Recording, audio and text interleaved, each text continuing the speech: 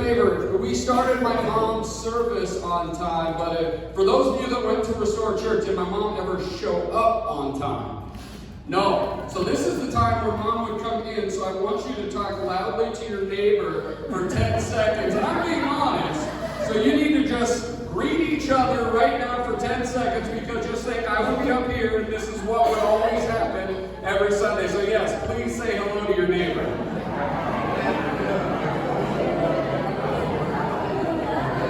All right, now here's your second thing. Who has a plastic water bottle? Anybody? Would you crinkle it as loud as humanly possible? There we go. Now it feels like mom is here. Ryan Trozen has received 364 texts from me saying, "What in God's green earth is she doing?" I still wonder what in God's green earth is she doing, but I know today she's doing something much cooler than trying to interrupt service with disposable water bottles, right? But the verse that I think we've already gone to the point of, you have that cool picture of God knitting together the cosmos, the universe, the very magma of the center of the earth, all the way to the trees, the prairies, the rivers. We've seen that picture, but it doesn't just go with this big picture. He brings it to the very core of who we are as human beings. He brings it to the very core of the crowning jewel of his creation, not the most beautiful mountains, but the most beautiful people that were made in his likeness and image. And we see this unfold in Psalm 139.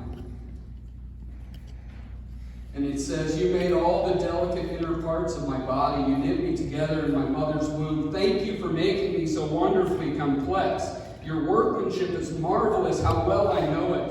You watched me as I was being formed in utter seclusion, and woven together in the dark of the womb. You saw me before I was born. Every day of my life was recorded in your book. Every moment was laid out before a single day had passed.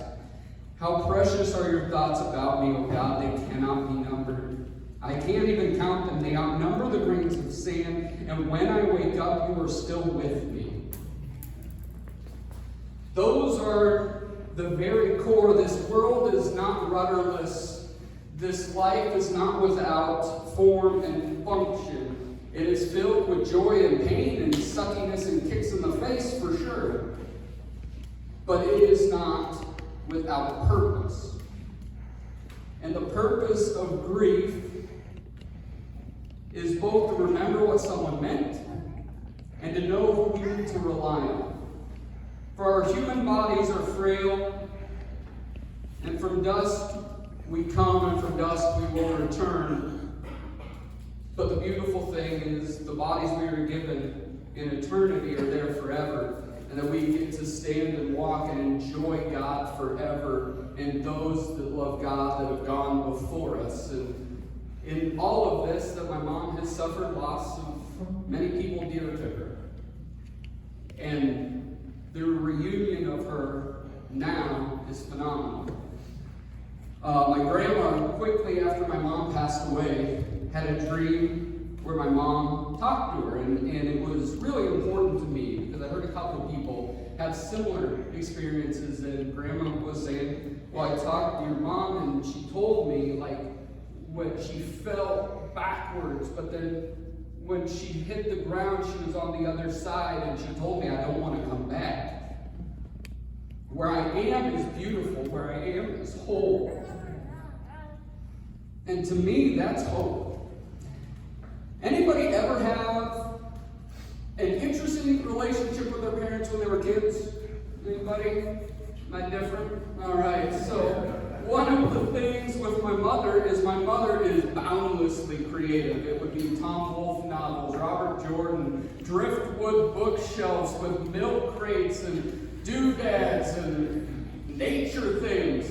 And as a son of a single mother in a small town, I begged, I didn't know if it was God or who, my mother, dear God, let's buy a bookshelf from a store and be normal people. I would give anything as a kid to be normal. I didn't want to stand out. I didn't want to be anything like that. It was a part of that whole thing that I was completely embarrassed as a kid. I want to do a quick poll. How well have I done at being completely normal? No. Didn't stick. Nature over nurture, am I right? Oh, man. But in that, it became a complicated thing because when I became an adult, those elements are what I love most about what my mom gave me. My mom was not a person of money, person of things, but what she has left is that idea that anything, if you can think it, you can literally create it. If it can exist between your two ears in a form and a function, you can make it happen. It's the reflection of the God who made us, the God who created us, the God who cares for us, the God who is counted each and every day in the book of life. All of those things are true. And what I came out of it is what I thought was embarrassing was really this incredible uniqueness that I absolutely love.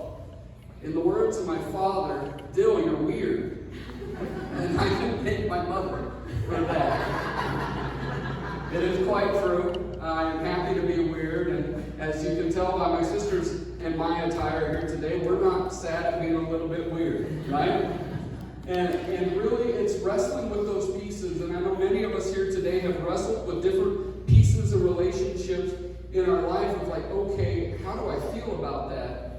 And I just, I wanted to kind of shoot a little bit more from the hip when I talk about my mom, because I've been thinking about this over and over in a long time. And the thing that I keep coming back to is my mom endlessly reflected this creativity of God. This God that if you may have grown up with very little, that didn't mean you had to have a little experience. Magic Johnson once famously said, I grew up poor, but I didn't grow up with poor dreams. And my mom instilled in me this opportunity that you could dream whatever that you could have and go for it. And I know I talked to my sister, my mom was my sister's biggest cheerleader. The one that was always in her corner, always there for her. And and my mom sometimes with me would be my blind, just very blind, and telling me what I did was great. I once joked again with Ryan, and I was like, my mom is, I could commit murder and she would just be so proud that I made the front page. That's my mother. But for my sister, I know as we've talked, that's a big thing for her. It's just my mom was that constant encourager in her corner. And for me, though, it wasn't so much the encouragement, it was the creativity of how to see life. That many people want you to think in very black and white terms, very 1 + 1 = 2. This world is 3-dimensional. It's 4-dimensional if you tie in the reality of heaven. It is this bigger thing that a lot more is happening. My mother, what she also gave me is she was as comfortable with any walks of life as possible, and she was comfortable in her own skin. And that is something that I will forever cherish. That you don't have to be within church doors, you don't have to be in this, that, or the other, but you can be comfortable because you're comfortable in who you are and where you are. And those are gifts that, as an inheritance goes, is one that's going to pass down from generation to generation to generation. And as I wanted to finish my sharing, I wanted to come to one of the last couple chapters in all the scripture. We come from Revelation 21, and there's just this beautiful imagery. As my mom was passing away, it was just to give you a glimpse of life being weird. So the Friday, November 17th, was a weird day. Thursday, things had kind of turned. Up until Thursday, we kind of knew that, hey, okay, we had to do some skilled nursing and stuff like that. By Friday, I was getting some calls from the doctor that it wasn't looking good. I've been around death enough to know kind of the trajectory. And so very quickly, I was like, I've got to get my boys, Donna's boys, we've got to go. And so it also happened to be my son's 16th birthday. And he will tell you his birthday is glue for crappies. That stuff can happen on his birthday. And it was just yet another example of a crappy birthday. So he turned 16, not a big birthday whatsoever. But we went up to Waterloo, and we all kind of talked to Mom. My sister and I had to kind of explain a couple of options, and hospice really being the right option. If you ever go through it, this is what they always say: no one ever is mad they went with hospice. The only thing they're mad about is they went too late. It's an incredible thing, and again, Helen Hospital was great with this. But we went up, had some good conversations. My boys were able to talk to her. Donna's boys were able to talk to her. Donna and I were able to talk to her. My wife was able to talk to her. And then we had to rush across because Lena back there, we had to go see her adoption, which was awesome. Lena's fantastic. And that is our newest niece, so we're pretty excited about that. And then we had to rush back to the hospital across town and make that transition to my mom being in hospice. Well, we had these opportunities, had these conversations, but it wasn't for 5 days until my mom passed away. I would never talk to her again where she would talk back to me. We definitely had conversations. But one of the last conversations that I had with her, because at the end, for those of you that have been a part of death, when things are failing, there's peace in it, but there's also, like, you turn from not wanting them to go to wanting them to go. And you're begging God to take them. You're like, this isn't what we want. And the scripture that I told her was out of Revelation 21. And it says, then I saw a new heaven and a new earth, for the old heaven and the old earth had disappeared. And the sea was also gone, and I saw the holy city, the new Jerusalem, coming down from God out of heaven like a bride beautifully dressed for her husband, again, and infinitely, always creating God. I heard a loud shout from the throne saying, look, God's home is now amongst his people. He will live with them, and they will be his people. God himself will be with them. He will wipe every tear from their eyes, and there will be no more death, or sorrow, or crying, or pain. All these things are gone forever. And it says, John was taken by the Spirit to a great high mountain, and he showed the holy city, Jerusalem, descending out of heaven from God. And this is the imagery that I got with Mom's endless creativity. If it be leather work, if it be painting, if it be sports logos, if it be jewelry. This is God with the most incredible, most high-priced jewelry, creating a city. It says, it shone with the glory of God and sparkled like a precious stone, like jasper, as clear as crystal. The city wall was broad and high, and the 12 gates were guarded by the 12 angels, and the names were all there. And from the north and south of all the city, with all the foundations, he had created this beautiful place that Mom is stepping in the fullness of. People have always been her home, but I do believe a place that she can call her own forever is important. And God has gone to create a place for us, and if it weren't so, he would not have said that. And Mom has gained those keys to her eternal home. As I think of that, that's what gives me hope, and that's what gives me joy. That's what makes me sad. And I think for those of us that have now lost someone, and I will tell you, it's a weird world when you lose a parent. It is the weirdest. And I was like, I've been around death a lot. I can figure, I've been around it a lot. I've been as other people's parents have passed. It sucks. And it's weird. And it's not right. But here we are. And you being here makes it better for me and for my sister and for our family. Are you feeling like you'd like to share? Okay, that's fine. What we are going to do, and I'll give it a couple minutes. If nobody wants to, that's fine. Mom will judge you from the afterlife.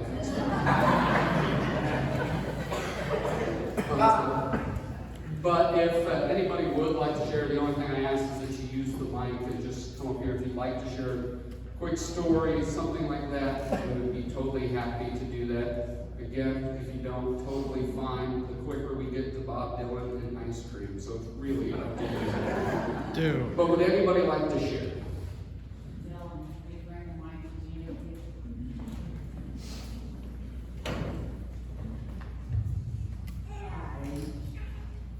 Jerilee, Becca, and I, we were the three people in college that we studied together, we partied together, we played together, we challenged our instructors all the time.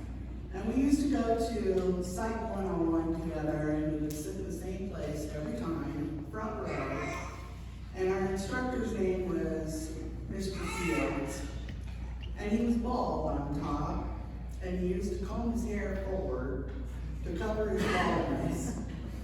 But by the end of the class, after our challenges, his hair would turn straight up and he would look like a rooster.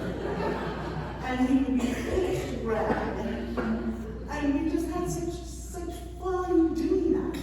Every class, we'd show up and it was just a plan. This is what we're doing today.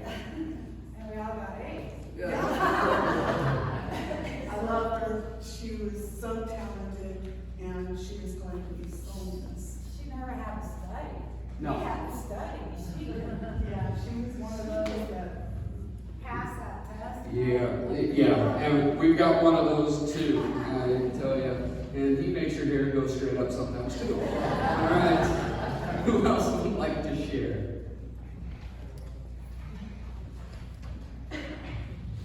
Well, when I was at Restore Church and Rocky and Mom and Jared would be there, you could not hardly hear the service. Amen. They would talk and talk, and I'd look at them with this evil eye and say, I'm trying to get this. And they just keep going, so I'm like, I understand where that came from. And then Rocky was telling me today that she'd sit in a chair, and Jared would sit in the other chair. And they'd hang on to hands, and when they'd go to sleep, they'd wake up and they'd say, oh, we're still here. And I said, well, I told Rocky we can't be selfish. Jared's in a lot better place than we are. Even though we don't want her to be, we're selfish and want her here, but we're happy for her. Thank you, Lori. Anybody else like to share? All right. Jeanette? Yeah, my name is Jeanette, and my sister Jerilee's Jerilee. We had some really, I'll call them neat names for each other. And I would call her Rarely, or I call her Jodly, or we enjoyed our nicknames for each other. And the day that me and Jeremy went to see her in Waterloo, she wasn't in hospice yet, but she was in and out. She sat there, Jeremy sat there, and she held Jeremy's hand over time over there.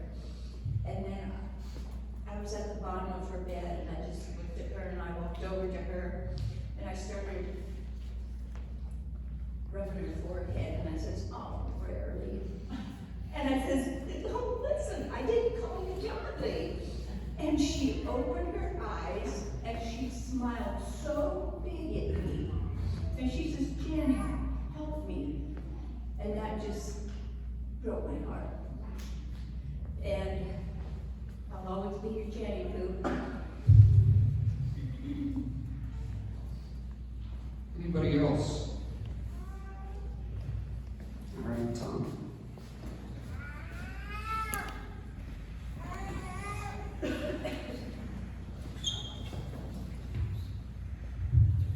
My name is Tom Helton, and I've known Jerilee and the Airedale family for over 50 years and love them all.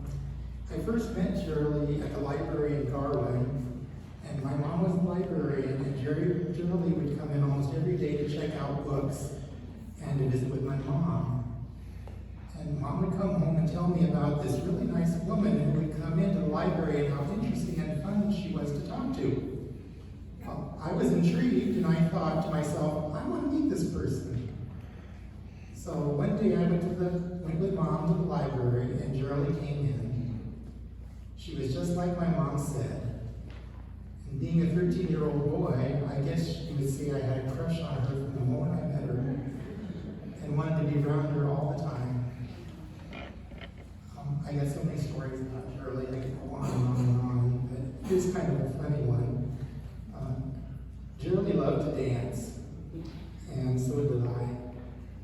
And we would go to a discotheque here in Marshalltown called the Big Pen. I don't know if any of you remember that. This was in the late 1970s. We decided to enter a dance contest they were having. That was back when everyone was disco dancing and doing the twirl spins, going under each other's arms, and even a few dips. And Jerilee and I did them all while we were both wearing our platform shoes. Now that was a sight to see.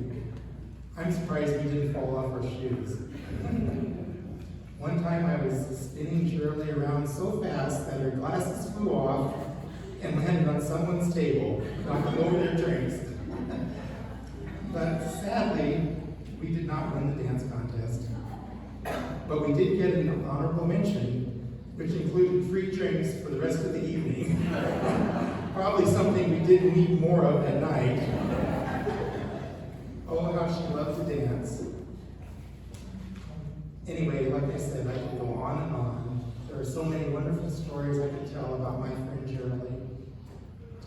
She was interesting, fun to talk to, intelligent, talented, artistic, and an all-around nice person. When Jerilee liked you, there was no doubt in your mind she liked you. And I just want to say to Donna, Joe, and Dylan, it was an honor and privilege to have known your mother. That 13-year-old boy I mentioned earlier that had a crush on your mom, he still does, and always will.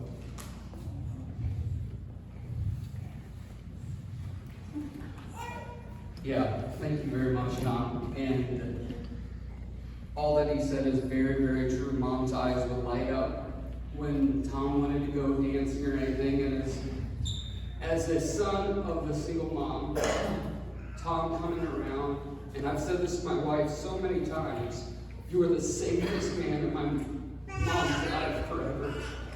And I will endlessly love you for that, because you would come to have fun with her, but not want anything from her. And for that, our family is forever indebted to you. Who else would like to share?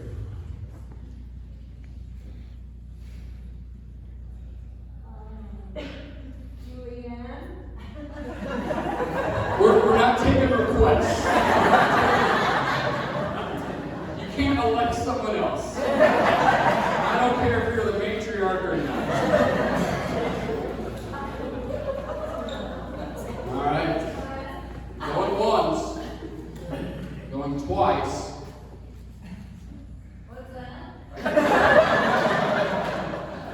Sold to the woman in the sunglasses.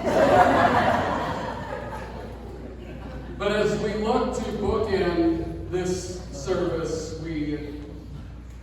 and I'll give you some, I'm actually going to flip it because I can do what I want. I got the I'll give you the final directions now of kind of what we're going to do, but then we're going to end this with Forever Young by Bob Dylan. It felt like the perfect end to what Old and Wise started with the Alan Parsons Project. But as I get to directions, we're going to flip this around. We're going to have ice cream sundaes in here. So feel free. You can sit and listen to the song. You can go back out and look through pictures, look through things. Really, many of you are adults. You can do what you want. It's fun. And actually, it would be very weird if I told you what to do and you listened. That would be the most odd thing that could ever happen. Choose many things. Compliant, not one of them whatsoever. So here are our final directions. We're going to flip this, and we're going to bring in some tables. You guys got all of it, but you have one job. And here's the job. talk to each other, tell stories, and it doesn't even have to be about mom. This is what mom loved. She loved to be around family, talking to family. She just liked people being around, talking about family. And I'll tell you one thing, that my wife would often wake up in the middle of the night and mom would be talking to God just straight out. She'd be praying, talking to God like she knew him and talked to him on the regular. And if she loved you, she prayed for you. If she loved you, you were front and center. And I just encourage you, whatever you feel, it can be about mom, doesn't have to be about mom. But I just encourage you to have fun, enjoy it, cry, smile, whatever you need to do. But let's close this with, I believe, the elements of Forever Young fully capture a lot of what mom would say to us here today. Thank you so much for being able to come and celebrate my mom with us, help Don and I walk through the weirdness that is the suckiness of getting kicked in the face by the loss of a parent. That's on a Hallmark card somewhere. But without further ado, let's go to my namesake, Bob Dylan.